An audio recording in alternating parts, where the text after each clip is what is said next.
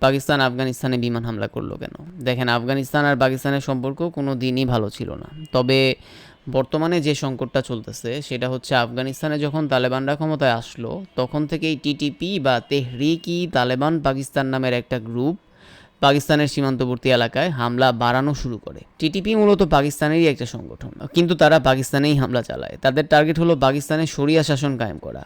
বিশেষ করে পাকিস্তানের সীমান্তের প্রদেশ খাইবার পাখতুনখোয়া এলাকায় ওরা বেশি অ্যাক্টিভ থাকে।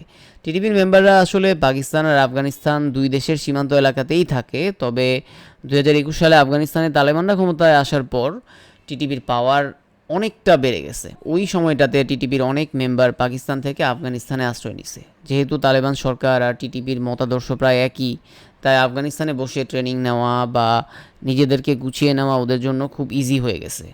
আর সুযোগ পাইলেই ওরা সীমান্ত পার হয়ে পাকিস্তানে হামলা করতেছে। পাকিস্তান সবসময় একটা কথাই বলে আসছে, এই টিটিপিকে আফগান সরকার আশ্রয় দিচ্ছে, কিন্তু আফগান সরকার আবার এটা সবসময় অস্বীকার করে। তাদের দাবি হলো টিটিপি তাদের কোনো উইং বা শাখা না। সবচেয়ে বড় সমস্যা হলো টিটিপি পাকিস্তানে হামলা করে খুব সহজেই আফগানিস্তানে গিয়ে লুকিয়ে থাকতে পারে। এই কারণেই মূলত দুই দেশের মধ্যে এখন দা-কুমড়া সম্পর্ক। আর মাঝখান দিয়ে সীমান্তে মারা যাচ্ছে দুই দেশেরই সাধারণ মানুষ।